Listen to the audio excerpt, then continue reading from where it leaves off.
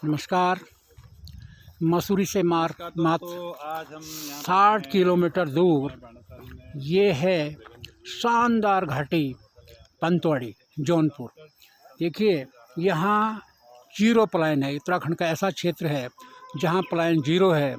और सबसे उभरते हुए डेस्टिनेशन, पूरी डेस्टिनेशन आपको दिखाएंगे।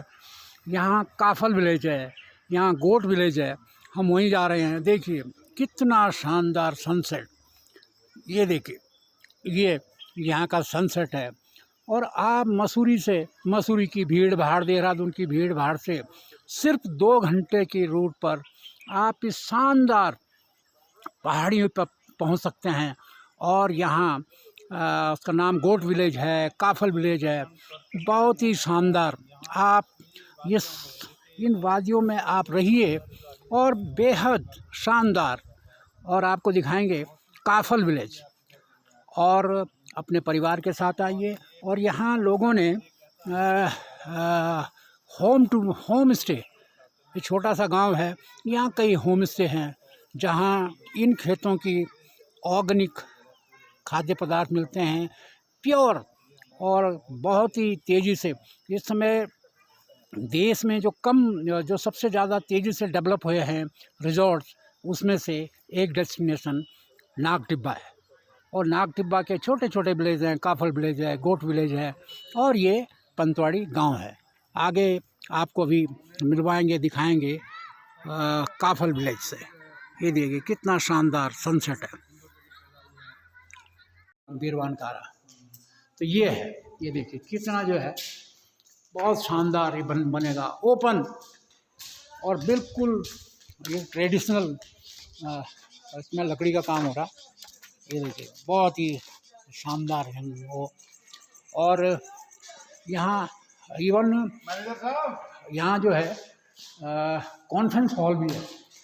तो ये है कि किस तरह आप पहाड़ों की वादियों में। और सबसे बड़ी बात है कि यहाँ जो रिजॉर्ट बने हैं ये भूकंप रोधी हैं, क्योंकि पूरे लकड़ी के हैं। तो जो ये जोन 4 का है, उत्तराखंड जोन 4 में आता है, जहाँ भूकंप आते ही रहते हैं। तो इस तरह इसका भी ख्याल रखा गया है। और बाकायदा यहाँ इन्होंने यहाँ सामने हेलीपैड भी बनाया है। और जो हेलीकॉप्टर से आना चाहें वो हेलीकॉप्टर से भी आ सकते हैं। तो ये है बिल्कुल हाईटेक तमाम चीज़ें यहाँ। ये देखिए, और अभी ये तैयार हो रहा है। और ये है आने वाला उत्तराखंड, कल का उत्तराखंड। देखिए ये कितना शानदार है, देखिए कितने शानदार रिजॉर्ट्स बने हुए हैं, देखिए बहुत ही यूनिक। और ये जो है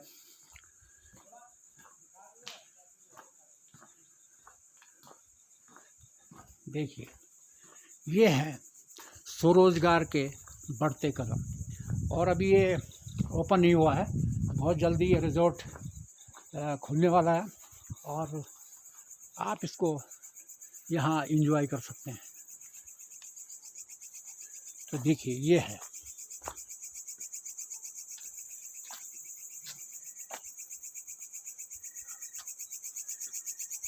ये देखिए रात को जो है कितनी शानदार आवाज़। और नीचे जो है ये पूरा खेती है जिसमें ऑर्गेनिक चीज़ें पैदा हो रही है।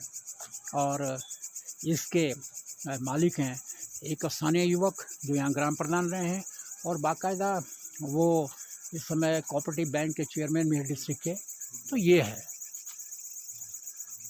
आज पहाड़ों की नई दिशा। ये कॉटेजेस हैं जो आप काफल विलेज में हैं। ये देखिए कितना शानदार बाथरूम्स है। और पूरा इसमें लकड़ी का काम हुआ है, देखिए आप। और सारी लकड़ी जो है ये मलेशियन वुड है। और अच्छी बात यह है कि ये जोन 4 में आता है भूकंप के हिसाब से। और वहाँ यहाँ के लकड़ी के लिए बहुत ही मुफीद, फ़ायदेमंद है।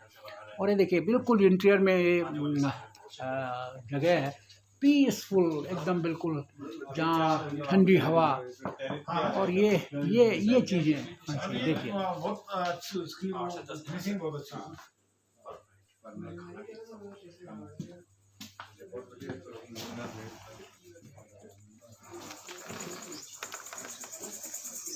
ये देखिए, जैसे आप खुलते हैं, आप इसके बाहर बिल्कुल ओपन स्पेस, आपकी पूरी तून वैली और मसूरी की पहाड़ियाँ और नाग टिब्बा, आप अपने बाहर आके बालकनी से इनका शानदार वो कर सकते हैं। अभी तो अंधेरा हो गया है, लेकिन आप इसको उजाले में देखेंगे तो बहुत ही मज़ा आपको आने वाला होगा।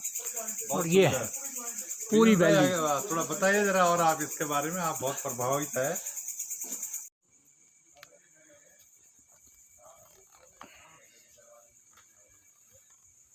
तो लीजिए, आपको काफल विलेज जो रिज़ॉर्ट है, बहुत ही शानदार। आपने अपने जो तमाम इंटरनेट उसमें देखे होंगे, स्विट्ज़रलैंड और जो बाहर के वो मुल्क हैं जो टूरिज़्म में बहुत शानदार काम कर रहे हैं, ये रिज़ॉर्ट भी उससे किसी स्तर से कम नहीं है। और अच्छी बात यह है कि इसको जिस युवक ने बनाया है वो बाकायदा पॉलिटिकल एक्टिविस्ट है, सोशल एक्टिविस्ट है, लेकिन अपने गांव का उन्होंने कायाकल्प किया है। और अपने गांव के पास जो आपके गांव के पास एक विलेज बनाया है, काफल विलेज। तो उन्हीं से बात करते हैं, और वो है सुभाष रमोला। सुभाष, बहुत शानदार, क्या आपका विज़न था? इतना शानदार आपने बनाया है, क्या विज़न, क्या किया आपने? किस तरह का आपका विज़न है? फ्यूचर क्या है? ये तो हमने देख ही लिया, बहुत शानदार है, लेकिन ये कैसे चलेगा इस तरह के रिज़ॉर्ट? क्या मैं जब यहाँ पर इंटर में पढ़ाई करता था, और इंटर करने के बाद जब मैं देहरादून डीवीएस कॉलेज में पढ़ाई करने गया, पढ़ाई करी, बीएससी कर रहे थे, तो उसी समय एक विचार आया कि भाई हम देहरादून राजधानी सबसे नज़दीक हैं, और हम एक तरफ देखते थे कि मसूरी और केम्प्टी फॉल में जाम लगता था, टूरिस्ट इतना आता था। हमने कहा कि उससे बढ़िया जगह हम पे नागटिब्बा है, लेकिन उस जगह पे हम कुछ कभी कर सकें। एक सपना था, एक उस सपने को देखते थे, क्या कभी मेरे गांव के लोग वहाँ पर कुछ रोज़गार कर पाएंगे। नागटिब्बा हमारा आराध्य भी है, और मुझे लगता है कि इस घाटी में उस देवता का बड़ा कृपा है कि अब सब स्वस्थ हैं, सब मस्त हैं, सब अच्छा काम कर रहे हैं कृषि बागवानी में। हमने कहा कि कुछ उस जगह पर कुछ धार्मिक के साथ साथ कुछ ऐसा काम किया जाए कि मेरे यहाँ के बेरोजगार, मेरे यहाँ के युवा लोग दिल्ली होटलों में न जा कर के, मसूरी होटलों में न जा कर के, वहाँ पर होटलों में न काम करके, बल्कि एक ऐसा रोजगार यहाँ खड़ा करें कि लोग यहाँ पर आएँ, लोग यहाँ रोजगार करने आएँ। और हमने उसकी परिकल्पना एक करी कि हमने एक नाट्य विकास समिति हमारी एक है, तो हमने उसको शुरुआत करी है, भागवत कथा वहाँ नाट्यम करी। हमने भागवत कथा करी तो बहुत उसमें अड़चने आए, बहुत लोगों ने हमारा विरोध भी किया उस समय कि भाई। अच्छा, नागटिब्बा उस समय बिल्कुल बंजर था, कुछ भी नहीं था वहाँ। जी जी। और जब हमने नाट्य कथा करी तो हमारे देवेंद्र पवार जी अध्यक्ष थे, तो बहुत लोगों ने विरोध भी किया कि इतनी हाइट में आप करोगे, 10 किलोमीटर पैदल है, कैसे वहाँ कथा होगी, हमारी माँ बहनें वहाँ जाएगी क्या, कभी उनका गहना, हम तो जौनपुर के लोग हैं, वहाँ के लोग हैं। अच्छा, मात्रियाँ होंगी, भूत होगा जी, और कैसा ना हो कि उन बीच में कोई चोर आ जाए, उनका गहना लोग काट के ले जाएं, सब अच्छा काम का थोड़ा दिक्कतें आती है। लेकिन उसका ये हुआ कि मैं आज उस नागटिब्बा, उस देवता की कृपा से आज जहाँ पर राव जी, जहाँ पर एक साल के अंदर 500 लोग नहीं आते थे, आज मैं कह सकता हूँ दावे के साथ कि वहाँ 1 लाख से 1.5 लाख के बीच में लोग टूरिस्ट आ रहे हैं। और आप देखेंगे कि मेरे यहाँ अगर उत्तराखंड में हम रिवर्स प्लान की बात करते हैं, जब से हम होश हवास में आए, हमने कॉलेज से पढ़ाई करी, अगर उत्तराखंड के अंदर कहीं रिवर्स प्लान हो तो अगर रिवर्स प्लान देखना है तो पंतवाड़ी आए। दुबई में जो नौकरी होटल में कर रहे थे, उन्होंने अपने यहाँ टेंट कॉलोनी खोल के अपने रिजॉर्ट बना दिए हैं। जो दिल्ली में काम कर रहे थे, उन्होंने अपने यहाँ टेंट कॉलोनी कर दी है। यहाँ का खच्चर वाला है, यहाँ के गाय वाला है, बकरी वाला, मतलब यहाँ सब लोग टूरिज्म से जुड़ गए हैं। और निश्चित रूप से इसमें मैं एक सबसे बड़ा जो एक आदमी को कभी इस नाम में भूलना नहीं चाहता हूँ, वो कर्नल अजय कोठियाल जी हैं। जब हम पहली बार दूसरी बार भाग करते नागटिब्बा में, तो हमने कर्नल साहब वहाँ बुलाया। हमने कहा कि कर्नल साहब हम कुछ करना चाहते हैं, तो उन्होंने एक सब शब्द कहा, सुभाष मैं क्या कर सकता हूँ, मैं तो आर्मी में कर्नल हूँ। हमने कहा बस हमारी सपना है कि यहाँ कुछ कर सके, लेकिन हम पे कुछ साधन नहीं है, सपना बहुत है लेकिन कुछ कर नहीं पा रहे हैं। तो भगवान नायता कृपा देखिए आप, वही शख्स 4 साल बाद नीम का प्रिंसिपल बन जाता है, प्राचार्य बन जाता है, केदारनाथ का काम मिलता है। उन्होंने कहा मैं फ्री हो गया हूँ, सुभाष उस जगह कहाँ कुछ कर सकते हैं, वो गॉड विलेज बना। आज गॉड विलेज के बाद आप देख रहे हैं अब काफल गाँव बन रहा है, तो उस आदमी का बड़ा योगदान है। यहाँ इस और यहाँ हमने देखा कि गांव में भी लोगों ने होम स्टे बना रखे हैं, बना दिया। आप निश्चित रूप से चाचा, मैंने कहा ना कि अगर रिवर फ्लाइन देखना तुम एक बार पंतवाड़ी, बाणसारी, सातगांव त्रिश में आए। अच्छा, अभी पिछले समय कोविड से पहले देश में सबसे ज़्यादा जो डेस्टिनेशन डेवलप हुए हैं उनमें नागटिब्बा का भी एक नाम है। हाँ। सबसे तेजी से उभरता हुआ टूरिस्ट स्पॉट। उसमें अवार्ड मिला है नागटिब्बा को, कि अगर कहीं उस कार्यकाल में उस समय के अंदर अगर कहीं पूरे हिंदुस्तान में सबसे ज़्यादा फुटपाथ हुआ तो नागटिब्बा है। नागटिब्बा ये हमारे लिए गर्व की बात है। और इसलिए मैं सब लोगों से आपके माध्यम से निवेदन भी करता हूँ कि हम टूरिज्म करें, हम उसमें कैसे लोग आने चाहिए, कौन लोग बनाए, उसके अंदर रिजॉर्ट के अंदर कैसे लोग होने चाहिए, उनका कैरेक्टर होना जरूरी है। इन्वायरमेंट फ्रेंडली, ताकि हमें जो है वो वाले रिजॉर्ट न बने, पुलकित वाले रिजॉर्ट न बने। बिल्कुल बिल्कुल। हमने कहा कि पुलकित वाले रिजॉर्ट न बने। हाँ। जो बनाने वाले लोग हैं उनका कैरेक्टर कैसा है, उनके समाज में क्या जवाबदेही है, ये सबको हम करना। और हमको अगर हम अच्छा मैसेज नहीं देंगे, हम अगर हमारा आदमी को लगेगा वहाँ सेफ नहीं नागटिब्बा में, तो कोई नहीं आएगा। कोई नहीं आएगा। इसलिए हमको, जो हमारे भाई हमको सुन रहे हैं, भाई यूएसपी हमारी यही है कि पीसफुल एरिया, यहाँ अभी भी कोई ताला नहीं लगाता घरों में, तो वो हमारा कल्चर है, बिल्कुल बना रहना चाहिए। बना रहना चाहिए। और जौनपुर, रवाई, जौनसार, हम 3 ऐसी घाटी हैं जहाँ हमारे घर में अभी भी, आप मेरे गांव में भागवत चल रही है, हमारे सारे लोग कथम बैठे हैं, एक भी घर में ताला नहीं है। ताला नहीं। ये हमारा भरोसा है। तो ये भरोसा हमारे यहाँ भी बना रहना चाहिए कि उल्टी जैसी घटनाएं पहाड़ में न हो, और यहाँ का एनवायरनमेंट, यहाँ का कैरेक्टर, यहाँ के लोगों का बर्ताव, जब तक हमारे यहाँ का पहाड़ का व्यक्ति, चाहे रवाई का हो, चाहे जौनपुर का हो, चाहे टिहरी का हो, जब तक हम टूरिस्टों का अच्छे साथ व्यवहार नहीं करेंगे, उनको अपना एक भगवान न मानेंगे, तब तक यहाँ पर कुछ होने वाला नहीं। नहीं। अच्छी बात ये भी है कि लोग, अगर यहाँ का आदमी रिजॉर्ट में शामिल होता है तो उसका चरित्र उसमें उभरेगा। बाहर के अभी जो है नैनीताल में 2200 रिजॉर्ट का हुआ, जिसमें से 250 सील हुए, 250 इलीगल चल रहे थे। अधिकांश ने इंक्रोचमेंट कर रखा और सारे बाहर के हैं। हम बाहर अंदर की बात नहीं कर रहे हैं, लेकिन जो यहाँ आए बाहर का है, लेकिन यहाँ के कल्चर में समावित हो, वो जी। बेहतर है। मैं आपके माध्यम से बात कहना चाहता हूँ कि आप उत्तराखंड के, चाहे नैनीताल हो, चाहे टिहरी हो, चाहे उत्तरकाशी हो, आप सब जगह दिखाते हो, चक्रता हो, सब जगह दिखाते हैं। आपके माध्यम से कोई बात कहूँगा तो मैं लगता है कि इससे बड़ा उचित मंच मेरे लिए नहीं मिलेगा। हम बार बार लोगों से कहते हैं कि हमको ज़मीन नहीं बेचनी है। बिल्कुल। हम लोगों ने पहले मसूरी बेचा, धनोल्टी बेचा, केम्प्टी-फॉल बेचा, और आज हमारा आदमी घर गार्ड बन गया है, मालिक नहीं बने हम लोगों से आह्वान करते हैं राव जी बार बार कि हमको मालिक बनने की आदत डालनी है। उसमें आपको गार्ड भी नहीं मिलेगी, क्योंकि गार्ड फिर झारखंड का वहाँ का सस्ता मिलेगा। बिल्कुल, आप गार्ड से भी बाहर हो जाओगे। हम गार्ड में यहाँ 3 साल रहेंगे। हाँ। जब तक उनका पूरा ताम झाम नहीं हो पाया। हमने कहा कि अगर बाहर वालों को जमीन देनी तो आप उनके साथ मालिक बनने की आदत डालो कि आप 60% आप एग्रीमेंट कीजिए, 40% के मालिक हमें, मालिक बन के रहोगे, मान सम्मान भी रहेगा। और ऐसी घटनाएं नहीं घटी जैसे उत्तराखंड में 1-2 जगह घटी है। बिल्कुल। क्या जो भू कानून है हिमाचल की तरह ये बनना चाहिए, इसके पक्षधर हैं? बिल्कुल। मैं हर मंचों पे कहता हूँ, मेरा हर मंच में आप कभी सुनेंगे, मैं हर बार बोलता हूँ, भू कानून, इस प्रदेश को बचाना, भू कानून बनना चाहिए।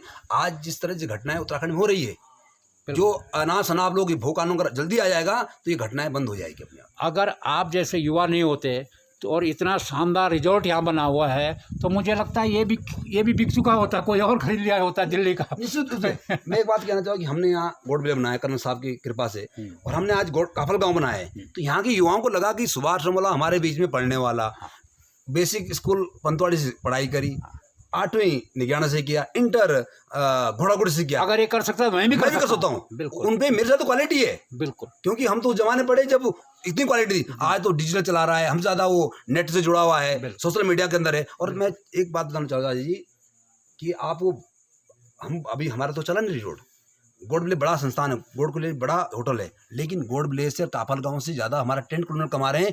एक आदमी की इनकम एक महीने की 2.5-2 लाख रुपये कमा रहे हैं, बताइए। और उसी लेवल का लड़का जो है 12 घंटे 10 घंटे काम करता है और 15 से 20 हज़ार रुपये कमाता है दिल्ली में, कमाता है। और एक कमरे में 10 लोग रहते हैं, 10 लोग रहते हैं। फिजिकल भी खराब हो रहा है, स्वास्थ्य भी खराब हो रहा है, उसका घर भी बर्बाद हो रहा है, माँ बाप घर में हैं, खेत बंजर हैं। बिल्कुल। तो इस बात में एक और मैं आप बात करना चाहता हूँ कि देखो, इस घाटी के अंदर एक हमारे राणा जी, नारायण सिंह राणा जी, और वो एक मंत्री रहे। और मैं बार बार लोगों से कहा, मैंने बहुत बार मंचों में कहा है कि हमको राणा जी को भी याद करना चाहिए। नारायण सिंह राणा जी एक अंतर्राष्ट्रीय शूटर के पिताजी हैं।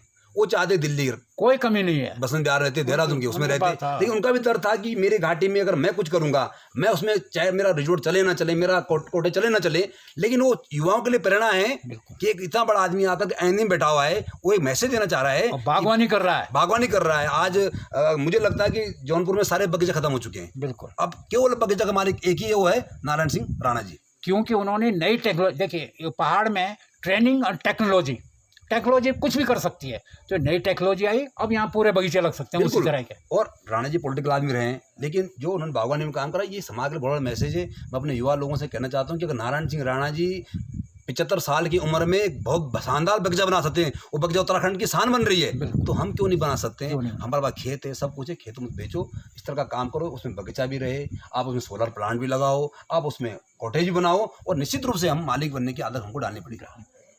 बहुत बहुत धन्यवाद सुभाष। और आपने यहाँ देखा, हमने हेलीपैड भी आपने बना रखा है। हाँ, हैं?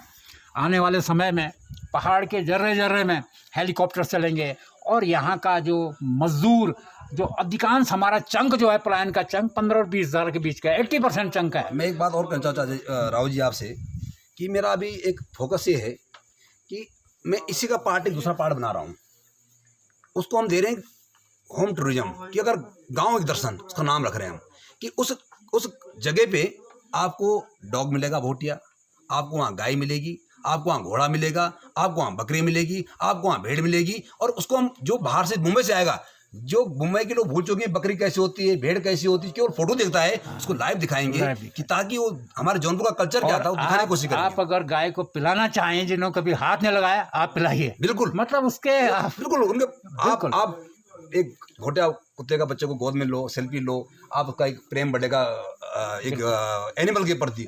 भेड़ का बच्चा सबसे प्यारा होता है, घोड़े का बच्चा है, तो एक ऐसा, आप खेत में काम करो, आप पेड़ों के बीच में काम करो, एक इको टूरिज्म, इको आपका वो बढ़ेगा जी। बहुत बहुत धन्यवाद। आपने जो आपका मिशन है वो सफल हो, और मुझे लगता है आप जैसे लोगों से उत्तराखंड के युवाओं को प्रेरणा लेनी चाहिए, ले रहे हैं, विदेशों से लोग आ रहे हैं काम करने। और मैं तो विशेष धन्यवाद आपको देता हूँ कि जिस तरह से आप युवा, उत्तराखंड के युवाओं को, या कोई भी किसी भी उम्र का आदमी, आप जिस तरह से आप यहाँ आज पहुँचे हैं, कभी आप ऐंदी पहुँचते हैं, कभी मैं देखता हूँ कभी आप चक्रोता पहुँच जाते हैं, कभी आप नैनीताल पहुँचते हैं, और मुझे लगता है कि लोगों को नहीं पता लग रहा था कि पहाड़ में कुछ लोग काम कर रहे हैं। आपने एक ऐसा मंच दिया है कि हम एक दूसरे से जुड़ भी रहे हैं। बिल्कुल बिल्कुल, हजारों लोग जुड़ गए आपकी बहुत सी। पहले मैं इसके लिए धन्यवाद देना चाहता हूँ कि आप भी बड़े पत्रकार थे, आप चाहते देहरादून रहते, लेकिन हम आपसे निवेदन करते हैं कि जब तक आप इस तरह काम करें तो हमारे अंदर भी कंपटीशन की भावना बढ़ेगी कि अगर मोरी में अगर अच्छा सेव हो सकता है, मोरी में अच्छा रिजल्ट बन सकता है, तो नागरिक क्यों नहीं बन सकता? नहीं, फिर हम उनका नंबर दे रहे हैं, आप उससे संपर्क कर सकते हैं, भैया आपके यहाँ है, आप लिंक, आप एक चैनल बन सकते हैं। मुझे लगता है उत्तराखंड में आप जैसे लोगों का प्रेशर, राजनीति को छोड़कर सब कुछ समाज के विकास के लिए प्रेशर ग्रुप बनना बहुत जरूरी है, ताकि आप लोगों की तरह नीतियाँ बना सकें। एसी में नीतियाँ ना बने, ऐसी जगह की नीतियाँ बनेगी, ये हो सकता है। धन्यवाद जी, बहुत धन्यवाद आप।